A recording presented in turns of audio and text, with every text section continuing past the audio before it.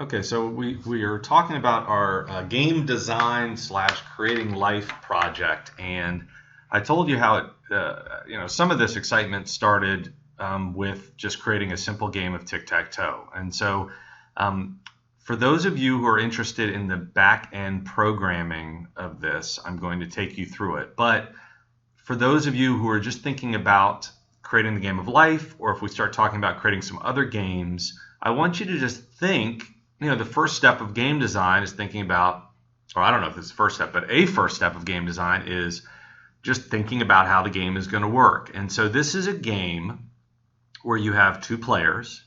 It's a turn-based game. You want to, you're playing it online. So you want to, when the other person moves, you want to be able to see what they do, right?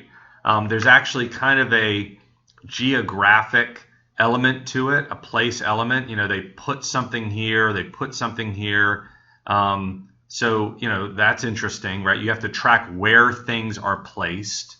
And then there are certain rules, right? I can't put an X in a square where there's already a O or what have you.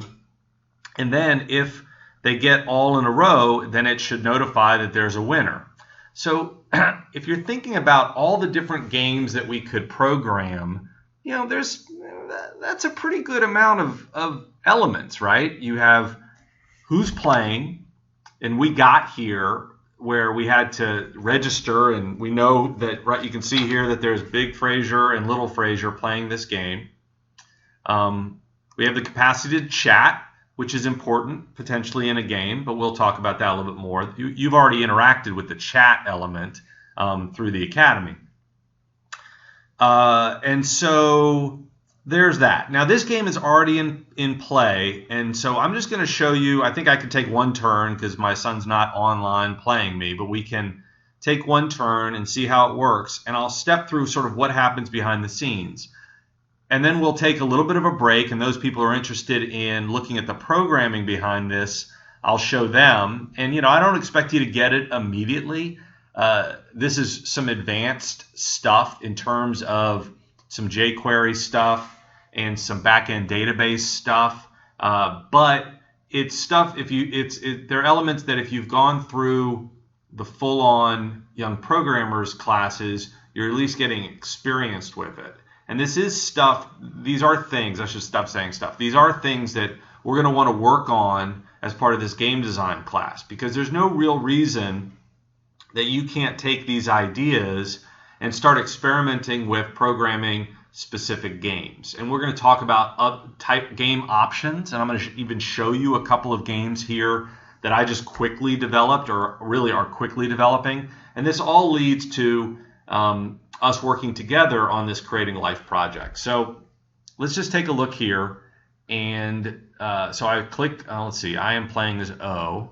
So I click here. And right now, if my son was logged in, then in about, I think it's set for a 5-second interval. In 5 seconds, this would show up on his screen. And if he moved right now and he moved X here, then it would show up on me. And this basically cycles through and it checks. The browser goes up to the server and checks the database to see what's the last move, okay? And then it updates this table. So before I go into the back-end programming of this, which we are going to be using, obviously, when we're building the life game, let's take a second, and if you want to skip this, you can. Let's just take a second and take a look at some other games that I've been developing. So I've just been doing some stuff mostly on just the browser. You see here, I'm actually on my computer. I'm not even on the internet, because you're not really going to have to worry about the internet until you start playing with other people, right?